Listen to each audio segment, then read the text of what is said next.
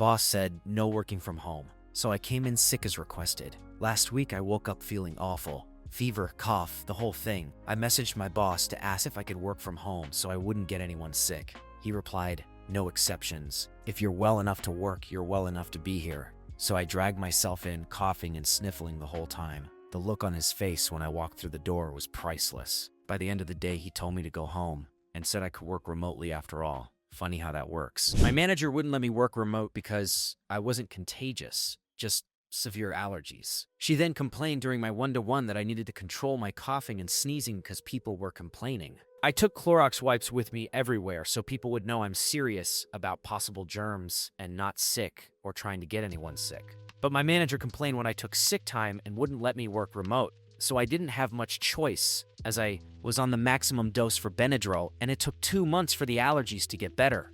Guess who now has a fully remote job in another department? Some managers suck. I'm so sorry you also work for someone without a functioning brain. I took almost all my holiday as sick leave the year I was finally diagnosed with celiac. My boss was cool, but very soon after diagnosis I had a boss change and that new boss was convinced I was a malingerer. I had to quit to get away from her. A former employer had a policy that said you couldn't take a sick day right before or after a scheduled holiday. I guess this was to keep people from cheating, to extend their holiday time off. One Christmas we traveled to visit family and I came down with a horrendous flu. Just deathly ill, and even lost my voice for several days. Couldn't make a sound. I got well enough to travel back home, but was barely functioning. The next morning, I was due back at work, but there was no way. I could barely stand and still couldn't talk. I asked my husband to call my boss and tell him I wouldn't be in. Predictably, my boss went off on him, saying I was clearly faking and just trying to get more holiday time. He said I'd better be in tomorrow and implied I was in big trouble. I went to work the next day, still feeling terrible. Coughing, sneezing, trembling, pale as a ghost and a voice like a frog. Obviously sick, and had been sick and would be sick for a while. Boss looked horrified, realized his mistake, and sent me home. Why can't companies treat their people like people and trust them to do the right thing? It took me dragging myself into the office, possibly infecting others, for my boss to comprehend that a person can actually come down with an illness while on holiday. I've done this before. I was military at the time, at the end of my approved time off for COVID recovery. However, COVID hit me really hard, and I wasn't nearly ready to go back to work. Dizzy, pale, shaky, the whole 9 yards. I looked like death warmed over. When my commander saw, he literally did a double take. He thought I'd been trying to get out of work. He told me to go home, but I insisted. This report was due today, and I had to get it done. He watched me melt into the desk all day long as I struggled to write 2 paragraphs, and then told me to come back when I felt better. Yes, sir. Last 2 times I've had COVID, I've called in and said, "I'm staying off. Guidelines are you can come in but avoid people." I work in a central location, handing out equipment to hundreds of kids in a school. You absolute tool. 1300 kids and many staff, some older and in less robust health. Avoid people? I repeat, I'm not coming in. Came in once I tested clear, but made a point of walking by him and faking an exaggerated cough. Mr. Bloody Heart Bypass Surgery kept running away. It was quite fun. And before him, we had an overseer, basically decent guy, bit of a power complex. He was diagnosed with pancreatic cancer. Poor bastard. Undergoing chemo and surgery.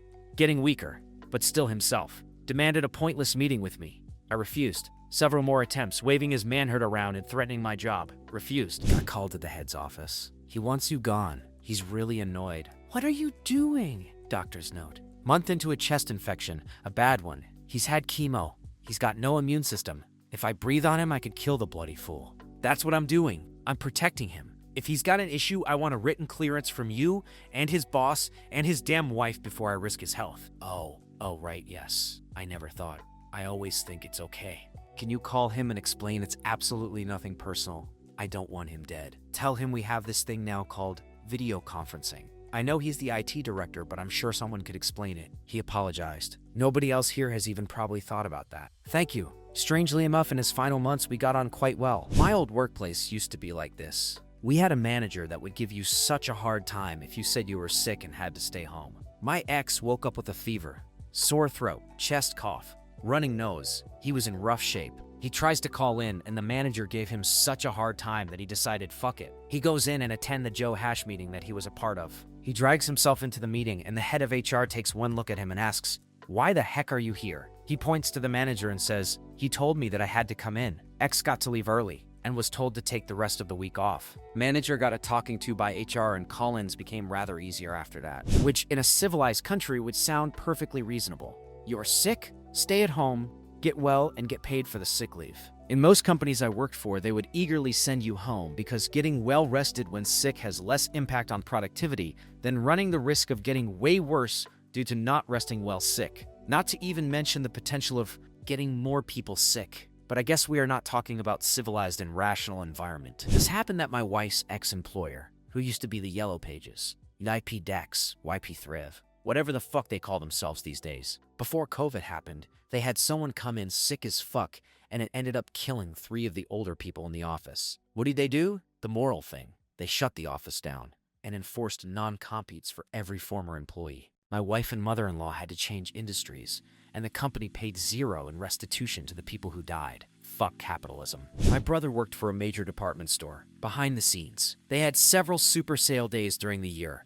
No excuses, you had to come in. Everyone worked the floor and registers. My brother woke up with the flu, high fever, vomiting. His supervisor said, "Come in or you are fired." I drove him there and accompanied him to the break room where all were assembled. He was green by that time, and you could smell the illness on him. His supervisor backed away and told him to go home. What a stupid power play. I run a company. For those that can work remote, they know if they're sick, do not come into the office and spread it around. For those that can't work remote, we make allowances if they want to use PTOs, sick time, and have it no issues. Those that have run out or used all their time off, we allow them to work longer days the rest of the pay period if they want to make up the hours. I don't get how anyone can think making someone come in sick is productive. I get way more out of my team than these idiots because they know there's a much worse alternative out there. I worked at a law firm and had a doctor's note excusing me from work because I had strep and was still contagious. I sent it to my boss, an unofficial HR person, who told me if they gave me antibiotics, then I could come in. So I went in. Not an hour into my shift, and our litigator came over to my desk and told me to get lost until my doctor cleared me. He then sent a scathing email to my boss and our HR girl for forcing me to come in, and that this was illegal to force me to work when I had a doctor's note excusing me, and if they had a problem, they could deal with him. Bless that man. I don't understand how we still didn't learn our lesson after COVID. But here we are. I had problems like this with one of my jobs, so I went full typhoid Mary on him and came in sick for the whole week. The first morning I came in and blew my nose as my desk and sounded like a foghorn. My bitch coworkers, 2 cubicles down, asked me nicely, but actually quite bitchily, asked me to go to the bathroom if I was going to blow my nose like that. I waited a beat while calming down and finally said, yeah. Guess who ended up sick the following week? In the early 00s, my mom worked an hour away from our house. I forget her job title, but basically she moved numbers around spreadsheets. She proposed that her job could be done from home via the World Wide Web, but was told for years that this was too much of a security risk. She kept suggesting it. She kept being denied. Years passed. One day she said, "I'm tired of this commute. Here is my 2 weeks' notice." You guys, you will not believe the genius idea her boss came up with. "Would you consider staying if we set you up to work from home?" She said yes. A few years ago, a bad virus popped up in my workplace. An employee health recommended 10 days off to recover. Then they were overruled and told the contagious period was only 3 days, so no one could take off more than that. Guess how fast it ran through the rest of the 3,400 employees? Most of the whole staff ended up having to take off time. If they just let the first few folks stayed home the full 10 days, it wouldn't have slowed the whole place down. This stopped maybe 5 or 6 years ago. But there was about 5 years where, twice a year, our director would send out an email saying, basically the same as you. If you're well enough to work, you're well enough to come in. This ticked me off because it both was silly. I absolutely can be well enough to work while coming in is a bad idea.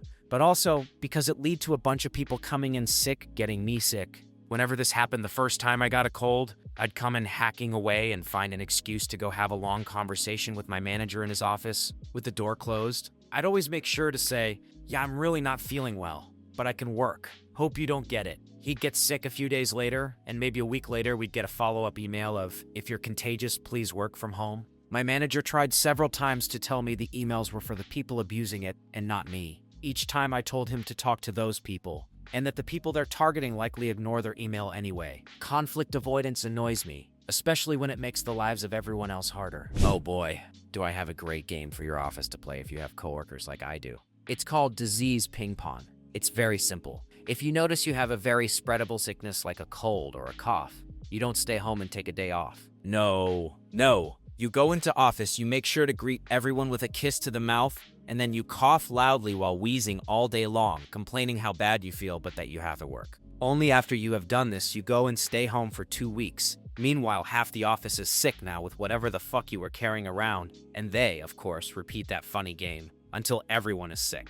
And then you come back in after you feel actually good enough and complain that everyone is sick now and that there must be something spreading currently. Bonus points if you catch something new from someone else doing this shit right away. That's what our office feels like outside of summer. These people would rather bring in the plague and kill all of us before they just stay home, but only for them to then stay home after they made sure their disease got a chance to make everyone ill. In Switzerland, there was a new rule imposed on employers that there must be a bed in the office. Too many people were coming in sick or collapsing during the day and ended up on the floor. If an ambulance needed to be called, there would be a medical team treating your colleague on the floor of your office. This happens so much that the government needed to make a new rule, so pregnant women and/or sick colleagues didn't need to endure the indignity of lying on a floor for hours with the medical team kneeling around them. My own view is that it's good that this rule exists, but people feeling so compelled to be at the office regardless of their health situation is a bad thing. I've torn a ligament in a charity football match hosted by work. Nobody's fault, I understand, and was not looking to blame anyone. I was and am very shocked to find out that despite the hospital telling me not to walk, and knowing I have to walk to work because I don't drive, will possibly damage my leg more. And even though I have a company-issued laptop, I still have to walk 20 feet, minutes, now 40 with a leg brace and crutches. Because no, I have to be in work. Here's another one. If you can't come in on days you should be reporting to the office, then it is considered a non-working day for you, and therefore, you won't be paid. My work schedule: hybrid 3 days, WH 2 days, RTO. I'm recovering from cancer treatments, chemo, surgery, radiation, plus I'm taking maintenance pills to prevent recurrence, which have a litany of side effects like extreme fatigue, nausea, joint and bone pain, etc. I have very few good days and lots of bad days, and sometimes I have med days when I have enough energy to work, but not enough energy to shower, get ready, commute, be around people, etc. Unfortunately, I can't pick a day to feel good, bad, or may. So sometimes my med days fall on an RTO day. They won't allow me a or even switch days. So yeah, instead of meeting in the middle. So it's beneficial to both. They made it into a new policy, but applicable only to me. I work at a grocery store. Calling in sick without the sick time to cover the day counts against you. They also combine that and being late under the same umbrella. Late a couple times at the start of the month, then half a call out because you're sick. Here's your write-up. Here's the kicker. You could be good for 6 months never being late or calling out, but have a bad month, and you're back on the next step of the discipline ladder. Because it doesn't clear unless you've been good for an entire year. Since your last discipline, I'm on the last step of that ladder because of exactly that. I'll have a bad month where I'll be late a few times, and then sick. So now I go to work sick and get my germs on everything in the store because when you're that sick, it's literally impossible to keep yourself sanitized. It's bad enough that calling out without sick time means you aren't getting paid for the day, but you also get punished by having it count as an unexcused absence. I'm with your boss on that one. If you weren't well enough to work, you call a sick day. You are a number. If I feel under the weather, I take a sick day, as I used to go in and work, but you get nothing in return for it. Was off work for 3 months with stress, then lost my dad during this and was told, take all the time you need. Then got a call saying I had to come back within 3 weeks or I wouldn't get paid. My old boss did something similar to me once. I called to say I was too sick to come in. I was running a fever, so I figured I was contagious and didn't want to spread it to my coworkers. He got mad and guilt-tripped me into coming in. I went in. When everyone was at lunch, I went into his office and licked his mouse, computer keyboard, and phone handset. Guess who was too sick to come into work the next day? He was also sick all weekend as well. He never questioned me again after that. I was deathly ill a couple weeks ago. I had to miss 1 full day without pay and work from home for 2. I have no PTO because I had to burn it all up for my maternity leave before FMLA kicked in. It's been 2 weeks and I'm still catching up. Nearly quit and probably should have. There's no help with your work when you're sick. So everything I missed was expected, plus the new week's work. And I was on call the whole week directly after being extremely ill as well. Our work culture will kill you. Thank you for watching. Write comments, put likes. Do not forget to watching other videos.